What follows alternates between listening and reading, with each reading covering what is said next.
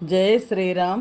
शुक्लांबरधरं विष्णुं शशिवर्णं चतुर्भुजं प्रसन्नवदनं ध्यायेत् सर्वविघ्नोपशान्तये। रामाय रामभद्राय रामचन्द्राय वेधसे रघुनाथाय नाथाय सीतायाः पतये नमः। వాల్మీకి రామాయణం శ్రీ పుల్లల శ్రీరామచంద్రుడి గారు చెనుగు చేసినది కిష్కింధకాండం 17వ సర్గలో ఉన్నాం. ఈ సర్గలో ఇంద్రుడిచ్చిన బంగారుమాల ప్రభావం చేత ప్రాణములు పోకుండా పడి ఉన్న వాలి శ్రీరాముని నిందించుట. అప్పుడు రాముడు బాణముతో కొట్టగా యుద్ధములో కఠినుడైన వాలి నరికివేసిన చెట్టు వలె నేల మీద పడిపోయాను. పరిశుద్ధమైన బంగారు అలంకారములు ధరించిన ఆ వాలి కట్టిన తాళ్ళు విప్పివేయగా నేల మీద పడిపోయిన ఇంద్రధ్వజము వలె సమస్త అవయవములు నేలపై ఆనునట్లు పడిపోయాను. వానరుల గణములకు ప్రభువైన ఆ వాలి పడిపోవటతో భూమి చంద్రుడు తొలగిన ఆకాశం వలె ప్రకాశ విహీనమయ్యను. వాలి నేల మీద పడిపోయిన శోభ కానీ, ప్రాణములు కానీ, తేజస్సు కానీ, పరాక్రమము కానీ అతన్ని విడవలేదు. దేవేంద్రుడిచ్చిన రత్నముల చేత అలంకరించబడిన ఆ శ్రేష్టమైన బంగారు మాల వాలి ప్రాణములను, తేజస్సును, శోభను నిలబెట్టెను. బంగారు మాలతో కూడిన వీరుడైన వాలి ప్రాంత భాగములందు సంధ్యారాగము అలముకొన్న మేఘము వలె ఉండెను. ఆ బంగారు మాల వల్ల ఎదుటి వాళ్ళ శక్తిలో సగం వాలికి వెళ్ళిపోతుంది. ఆ వాలి నేలపై కూలిపోయినను అతని శోభ, ఆ బంగారు మాల, దేహము, మర్మస్థానమును ఛేదించిన బాణము అను 3 రూపములలో రచించబడినట్లు ప్రకాశించుచుండెను. 3 రూపములుట. 3 రూపములో అతని శోభ, ఒకటి బంగారుమాల, రెండవ దేహము, మూడవది బాణము.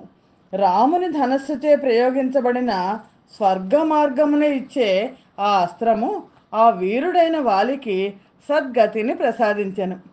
ఆ విధముగా యుద్ధములో పడిపోయి బంగారుమాల ధరించిన మహేంద్రపుత్రుడైన వాలి జ్వాలలు శాంతించిన అగ్నివలే ప్రళయకాలమునందు కాలునిచే క్రింద పడవేయబడిన సూర్యుడి వలె ఉండెను.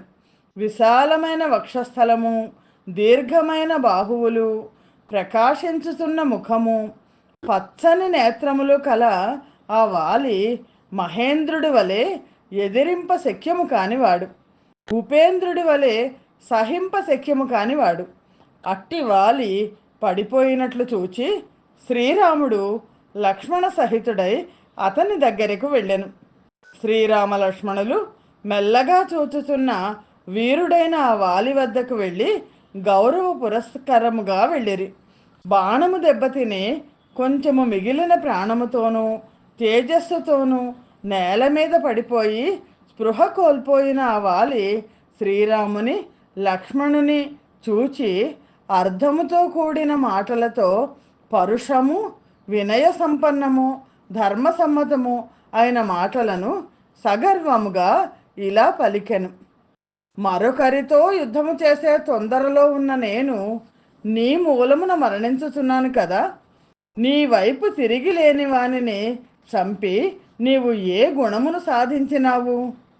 శ్రీరాముడు సత్కులమునందు పుట్టినవాడు, బలశాలి, తేజస్సు కలవాడు, నియమములను ఆచరించువాడు, కరుణ కలవాడు, ప్రజల హితమునందే ఆసక్తి కలవాడు, జాలి కలవాడు, మంచి ఉత్సాహము కలవాడు, సమయాసమయములు తెలిసినవాడు, నియమముల విషయమున స్థైర్యము కలవాడు అని సకల భూతములు భూలోకములో నీ కీర్తిని చెప్పుకొనుచుందురు కదా. రాజా, ఇంద్రియములను మనస్సును అదుపులో ఉంచుకొనుట, ఓరిమి, ధర్మము, ధైర్యము, బలము, పరాక్రమము, అపకారము చేసిన వారిని దండించుట, ఇవి రాజుల గుణములు. నీ యందు ఈ గుణములు ఉన్నవని అనుకుని నీ శ్రేష్టమైన వంశమును కూడా చూచి నేను తార నివారించుచున్నను వచ్చి సుగ్రీవునితో యుద్ధమునకు తలబడితిని. నీవు కనబడకపోవటతో మరొకరితో యుద్ధము చేయొచ్చు ఏమరిపాటు చెంది ఉన్న నన్ను కొట్టవు అని నేను అనుకున్నాను. నీ బుద్ధి చాలా చెడ్డదని, నీవు ధర్మమనే ధ్వజమును ధరించిన అధార్మికుడవని ఎలా తిడుతున్నాడో, పాప ప్రవృత్తి కలిగిన వాడనని, గడ్డి కప్పిన నుయ్యి వంటి వాడవని నాకు తెలియదు. నీవు సత్పురుషులు వేషము ధరించిన పాపాత్ముడవని, కప్పబడి ఉన్న నిప్పు వంటి వాడవని, ధర్మమనే ముసుగులో ఉన్నవాడవని నేను గ్రహింపజాలకపోయినాను. నేను నీ దేశములో కానీ నీ పురములో కానీ ఏ పాపకార్యము చేయలేదు కదా, నిన్ను అవమానించలేదు కదా. నిత్యము ఫలమూలములను భుజించుచు వనములో నివసించే వానరుడను, పాపము లేనివాడను. నీతో యుద్ధము చేయుటలేదు, మరొకనితో యుద్ధము చేయుచున్నాను. అట్టి నన్ను ఎందుకు చంపుతున్నావు? నీవు చూచుటకు ఆనందమును కలిగించు రాజకుమారుడిగా ప్రసిద్ధుడవు. నీ యందు ధర్మసమ్మతములైన జటావల్కలాది చిహ్నములు కూడా స్పష్టముగా చూపబడుతున్నవి. క్షత్రియ వంశంలో జన్మించి శాస్త్రాభ్యాసము చేసి సంశయములన్నీ తొలగించుకొని ధర్మ చిహ్నములను ధరించిన ఎవడైనా ఇట్టి క్రూరమైన పని చేయునా? రఘువంశంలో పుట్టి ధర్మాత్ముడిగా ప్రసిద్ధి చెందిన నీవు వాస్తవమున దుష్టుడవై ఉండి కూడా మంచివాడనని చెప్పుకొనుచు ఎందుకు తిరుగుతున్నావు? సామము, దానము, ఓర్పు, ధర్మము, సత్యము, ధైర్యము, పరాక్రమము, అపకారము చేసిన వారిని దండించుట, ఇవి రాజు యొక్క గుణములు. మేము పళ్ళు దుంపలు తిని వనములలో నివసించే మృగములము, ఇది మా స్వభావం. నీవు నరులకు అధిపతి అయిన పురుషుడవు. ఎవరినైనా నిగ్రహించుటకు భూమి, బంగారము, వెండి కారణములు. అట్టి స్థితిలో నీకు నా భూమిపైన కానీ నా వనము పైన కానీ నేను తినే ఫలముల మీద కానీ ఆశ లేదు కదా. నీతిని అవలంబించుట, వినయము కలిగి ఉండుట, నిగ్రహించతగిన వారిని నిగ్రహించుట, అనుగ్రహించతగిన వారిని అనుగ్రహించుట, ఇది రాజు పాటించవలసిన ధర్మము. వీటిలో సాంకర్యమునకు ఒకదానిలో మరొకటి కలిసిపోవుటకు అవకాశం లేదు. అందుచేత రాజులు స్వేచ్ఛగా ప్రవర్తించరు. కానీ నీకు కోరికటి తీరుటయే ప్రధానము. నీవు కోప స్వభావుడవు, చంచలమైన మనస్సు కలవాడవు, రాజధర్మముల విషయంలో నిశ్చితమైన బుద్ధి లేనివాడవు. ధనస్సు చేతిలో ఉన్నది కదా అని ఇతరులను చంపుచుందువు. నీకు ధర్మమునందు శ్రద్ధ లేదు, నీ బుద్ధికి అర్థము విషయమునందు స్థైర్యము లేదు. స్వేచ్ఛగా కామమునకే ప్రాధాన్యమిచ్చే నిన్ను ఇంద్రియములు అటూ ఇటూ లాగివేయుచున్నవి. ఏ అపరాధమో లేని నన్ను బాణముతో కొట్టి ఇట్టి నిందించాల్సిన పని చేసిన నీవు సత్పురుషుల మధ్య ఏమని సమర్థించుకొనగలవు? రాజును చంపినవాడు, బ్రాహ్మణును చంపినవాడు, గోవును చంపినవాడు, దొంగ, ప్రాణులను చంపుటందు ఆసక్తి కలవాడు, వేద ప్రమాణము కాదనేవాడు, నాస్తికుడు, పరివేత్త, వీళ్ళందరూ కూడా నరకానికి పోతారు. చాడీలు చెప్పేవాడు, లోభి, మిత్రుని చంపినవాడు, గురు భార్య గమనము చేసిన వాళ్ళు, వీళ్ళందరూ పాపాత్ముల లోకానికి వెళ్తారు. ఈ విషయంలో సందేహం లేదు. నా చర్మము ధరించుటకు యోగ్యము కాదు. నా రోమములు, ఎముకలు కూడా సత్పురుషుల చేత నిషిద్ధములు. నీ వంటి మా ధర్మాత్ములు నా మాంసమును తినరు. అంటే జంతువులను చంపితే చర్మం అన్నా పనికి రావాలి, మాంసం అన్నా పనికి రావాలి. 5 వేళ్ల జంతువులలో శల్యకము, స్వావిధము, ఉడుము, చెవుల పిల్లి, తాబేలు అను ఈ 5 మాత్రమే బ్రాహ్మణులు, క్షత్రియులు తినవచ్చును. 5 గోళ్ల జంతువునైన నన్ను చంపినావు. బుద్ధిమంతులు నా చర్మమును కానీ ఎముకలను కానీ స్పృశించరు. నా మాంసము తినదగినది కాదు. అన్ని విషయములు తెలిసిన తార సత్యము హితము అయిన మాటలు చెప్పినది. కానీ నేను అజ్ఞానము చేత ఆమె మాటలు కాదని యమునికి వసుడనైతిని. చెడ్డ ప్రవర్తన గల భర్త ఉన్నను శీల సంపన్నురాలైన స్త్రీ ఏ విధముగా మంచి నాథుడు లేనిదగుతున్నదో అలాగే నీవు ఈ భూమికి నాథుడవన్న మాటే కానీ దీనికి మంచి నాథుడు లేడు. రహస్యముగా అప్రియము చేయువాడవు, పరాపకారము చేయువాడవు, నీచుడవు, మనస్సులో అసత్యమైన వినయము కలవాడవు, పాపాత్ముడవు అయిన నీవు మహాత్ముడైన దశరథునకు కుమారుడిగా ఎట్లు పుట్టినావు? రాముడనే ఏనుగు సచ్చరిత్రమనే నడుము తాడు త్రెగ్గొట్టుకొని సత్పురుషులు ధర్మమును అతిక్రమించి ధర్మమనే అంకుశమును దూరము చేసి నన్ను చంపివేసినది. సత్పురుషులు నిందించే అశుభము అయుక్తము అయిన ఇట్టి పని చేసి నీవు పెద్దల సమక్షమునందు ఏమని చెప్పుకొనిదవు? నీతో శత్రుత్వము కానీ మిత్రత్వము కానీ లేని మా విషయమునందు నీవు చూపిన పరాక్రమమును నీ శత్రువుల విషయమునందు నీవు చూపుటలేదు. రామా, యుద్ధరంగములో ప్రత్యక్షముగా నాతో యుద్ధము చేసి ఉన్నచో నీవు నా చేత సంపబడిన వాడవై ఇప్పుడే యమధర్మరాజును చూచెడివాడవు. నీవు నన్ను యుద్ధములో ఎదిరింపదాలక కనబడకుండా దాగి మద్యము తాగి నిద్రపోతున్న మనుషుని సర్పము చంపినట్లు చంపినావు. సుగ్రీవునకు ప్రియము చేయదలిచిన నీవు ఏ కార్యము కొరకై నన్ను చంపినావో ఆ కార్యము నిమిత్తము నన్నే ముందుగా ప్రేరేపించి ఉన్నచో నేను నీ భార్యను అపహరించిన దురాత్ముడైన రావణుని యుద్ధంలో చంపకుండా మెడకు తాడు కట్టి తీసుకొచ్చి నీకు అప్పగించడి వాడను.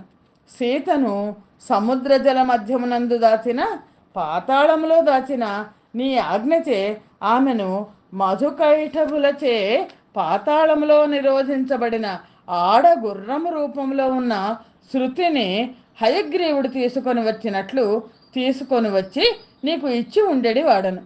నేను స్వర్గస్థుడనైన పిమ్మట సుగ్రీవుడు రాజ్యమును పొందుట యుక్తమే. కానీ నీవు నన్ను యుద్ధములో అధర్మముగా చంపుడు మాత్రము యుక్తము కాదు. లోకము తీరు ఇట్టిదే అన్న మాట నిజమే. లోకమును కాలము జన్మ మరణాదులందు ఈ విధముగానే నియమించును. కానీ నీవు చేసిన పని యుక్తమే అని చెప్పుటకు తగిన ప్రత్యుత్తరం చెప్పగలిగినచో బాగా ఆలోచించుము. బాణప్రహారము చేత వ్యధ చెంది ఉన్న మహాత్ముడైన వాలి సూర్యునితో సమానుడైన శ్రీరాముని చూచి ఇట్లు పలికి ముఖము శుష్కించగా మౌనము వహించెను. శ్రీమద్ రామాయణం నందలి కిష్కింధాకాండ 17వ సర్గము సమాప్తము. జయ శ్రీరామ్ 18వ సర్గ 18వ సర్గము.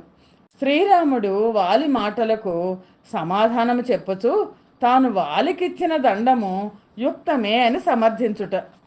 బాణము దెబ్బతిని స్పృహ తప్పిన వాలి శ్రీరామునితో వినయపూర్వకముగా ధర్మార్థములతో కూడిన హితమైన పరుషమైన వాక్యమును పై విధముగా పలికెను. వాలి అప్పుడు కాంతి తొలగిన సూర్యుడి వలె, ఉన్న నీరు అంతా వర్షించి వేసిన మేఘము వలె, శాంతించిన అగ్ని వలె ఉండెను. అట్టి వాలిచే నిందించబడిన శ్రీరాముడు అతని మాటలు విన్న పిదప ఇట్లనెను. శ్రీరాముడు వాలితో అంటున్నాడు, నీవు ధర్మమును అర్థమును కామమును లోక మర్యాదను తెలుసుకొనకుండా ఇక్కడ నన్ను ఇప్పుడు అజ్ఞానము వలన ఎందుకు నిందించుతున్నావు? బుద్ధి సంపన్నులు ఆచారము తెలిసిన ఆచార్యులకు మాన్యులైన పెద్దవారిని అడగకుండగా నీవు వానర సహజమైన చాపల్యం చేత సౌమ్యుడనైనా నన్ను నిందింప యత్నించుతున్నావు. పర్వతములతోనూ చిన్న వనములతోనూ మహారణ్యములతోనూ సహా ఈ భూమి అంతా ఇక్ష్వాకు వంశీయులకు చెందినది. మృగములను పక్షులను మనుష్యులను నిగ్రహించుట అనుగ్రహించుట అను విషయమునందు కూడా వారికే అధికారము కలదు. ఈ భూమిని ఇప్పుడు ధర్మాత్ముడైన భరతుడు పాలించుతున్నాడు.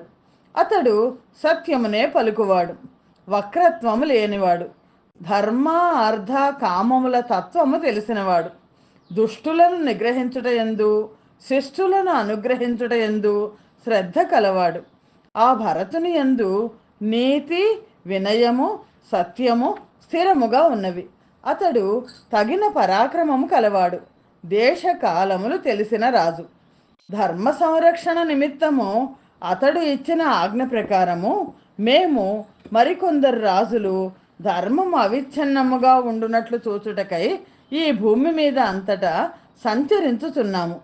రాజులలో శ్రేష్ఠుడైన ధర్మనిరతుడైన ఆ భరతుడు ఈ పృథ్వీని పాలించుచుండగా ఎవడు ధర్మ విరుద్ధముగా ప్రవర్తించగలడు?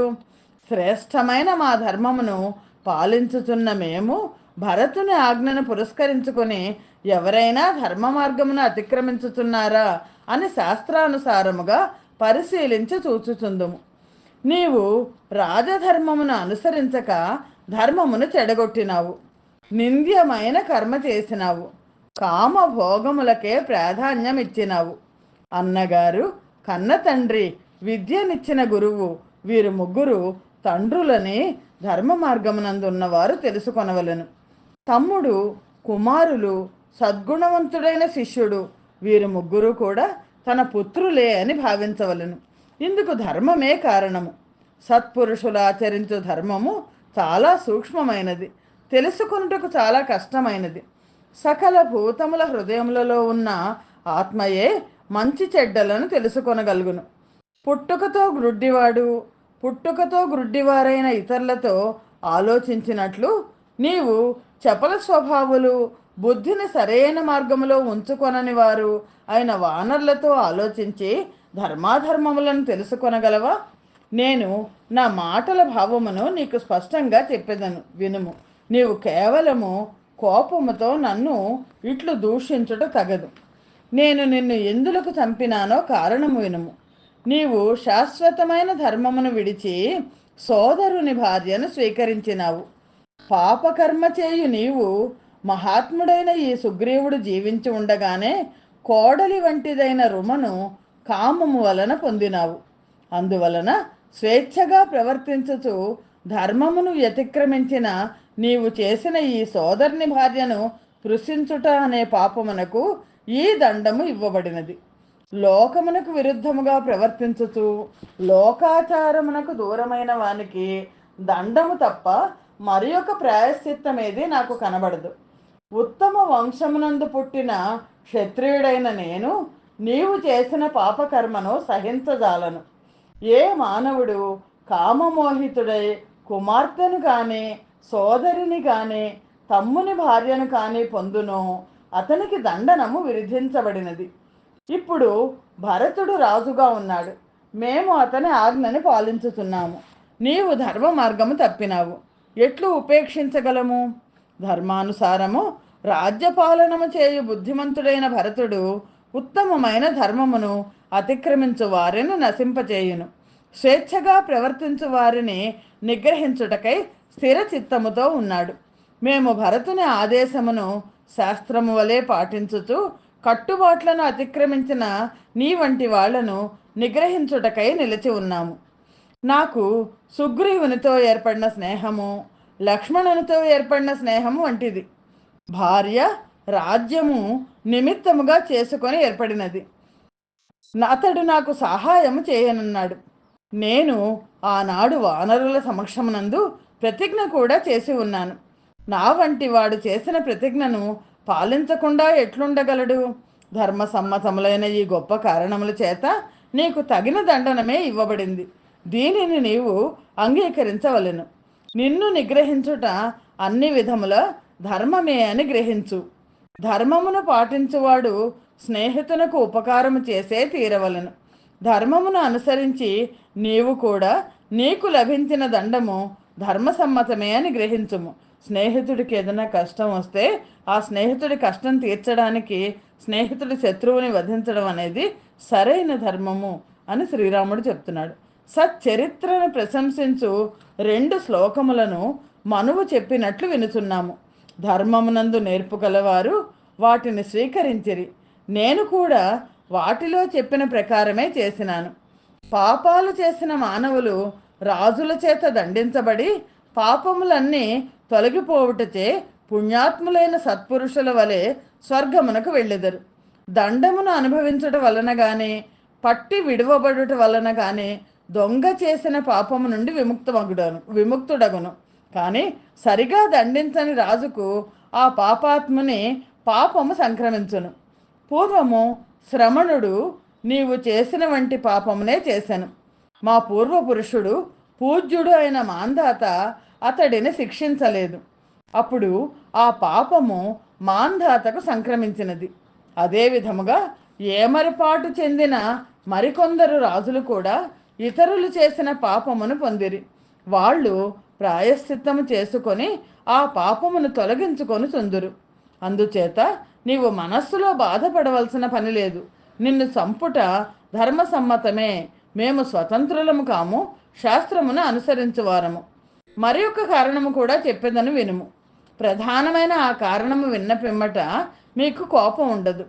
నిన్ను ఈ విధముగా చంపినందుకు, నీవు నన్ను నిందించినందుకు నాకు మనస్తాపము కానీ శోకము కానీ లేదు.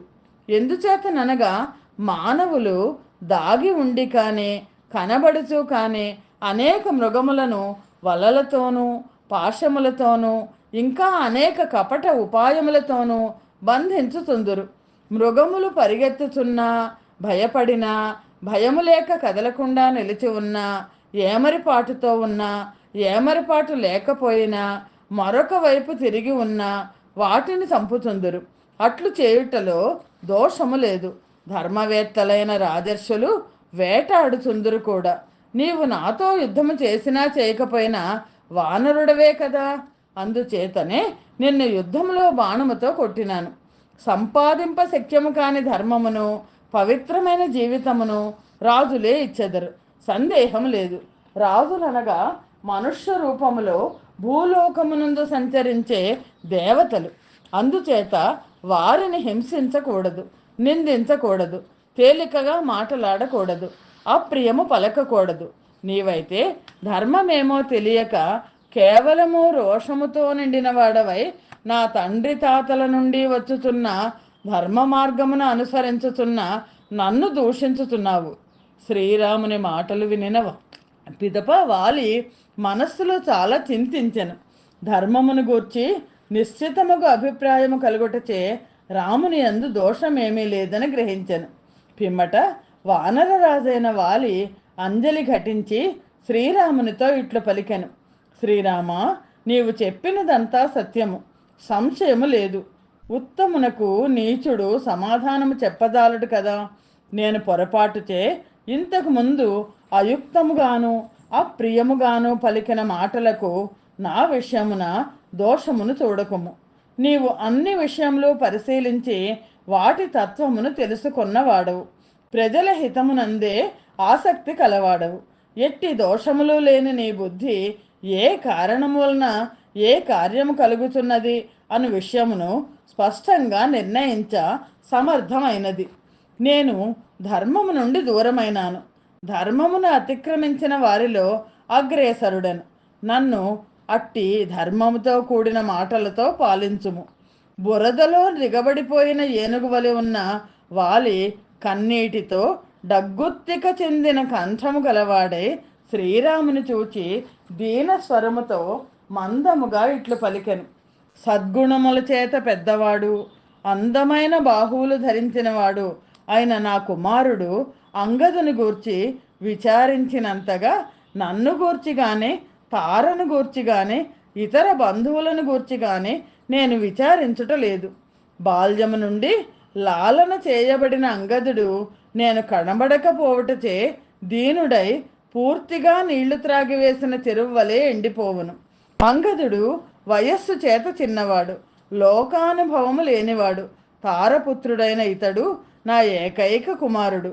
ఈతనిని నీవు రక్షించవలెను. నీవు కార్యకార్యముల విషయమున నిశ్చితమైన అభిప్రాయము ఉన్నవాడవు, రక్షకుడవు, దుష్టులను శాసించువాడవు. అట్టి నీవు సుగ్రీవుని విషయమునందు, అంగదుని విషయమునందు ఉత్తమమైన బుద్ధిని చూపుము. వాళ్లను బాగా చూసుకొనుము. భరతుని విషయమున, లక్ష్మణుని విషయమున నీవు ఏ విధముగా ప్రవర్తించుతావో అట్టి ప్రవర్తనను సుగ్రీవాదుల విషయమునందు కూడా చూపుము.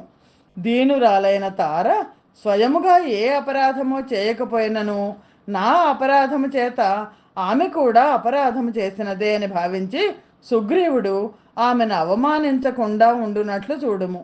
నీ అనుగ్రహమును పొంది నీ వశములో ఉండి నీ చిత్తమును అనుసరించి ఉండేవాడు రాజ్యమును పాలించగలడు, స్వర్గమును కూడా సంపాదించగలడు, భూమిని శాసించగలడు.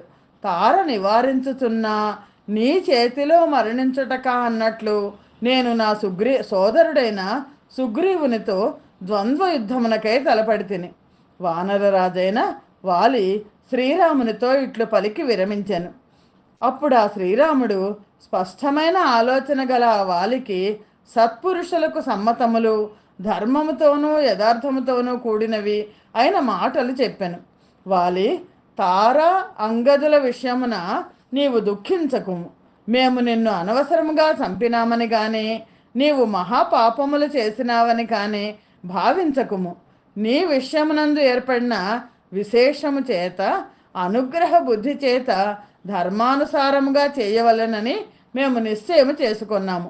శిక్షించదగిన వానిని శిక్షించినవాడు, శిక్షింపదగి ఉండి శిక్ష అనుభవించినవాడు, వీరిద్దరూ కూడా కార్యకారణములు జరుగుటచే చరితార్థులై వినాశనమును పొందరు. అందుచే నీకిప్పుడు ఈ దండము లభించుటచే నీ పాపములన్నీ తొలగినవి. దండన శాస్త్రములో చెప్పిన విధముగా నీవు ధర్మసమ్మతమైన సహజ స్థితికి వచ్చినావు. వాలి, నీ హృదయములో ఉన్న శోకమును, మోహమును, భయమును విడిచిపెట్టుము. దైవ విధానమును నీవు తప్పించుకొనజాలవు. అంగదుడు నీ విషయమున ఎట్లు ప్రవర్తించుతున్నాడో సుగ్రీవుని విషయమునందు, నా విషయమునందు కూడా అట్లే ప్రవర్తించగలడు, సందేహము లేదు. శ్రీరాముడు పలికిన మధురము యుక్తియుక్తము అయిన వాక్యము విని వాలి ఇట్లు పలికెను. మహేంద్రునితో సమానుడవు, భయంకరమైన పరాక్రమము కలవాడవు, మహారాజువు అయిన ఓ ప్రభు, బాణము చేత పీడింపబడిన వాడనై ఆలోచించు శక్తి తగ్గిన నేను ఏమేమో అన్నాను, నిన్ను బ్రతిమాలు కొనుచున్నాను, దీనిని క్షమించుము. శ్రీమద్ రామాయణం నందలి కిష్కింధకాండ 18వ సర్గము సమాప్తము. స్వస్తి ప్రజాభ్య పరిపాలయంతాం న్యాయేన మార్గేణ మహిం మహీషాః.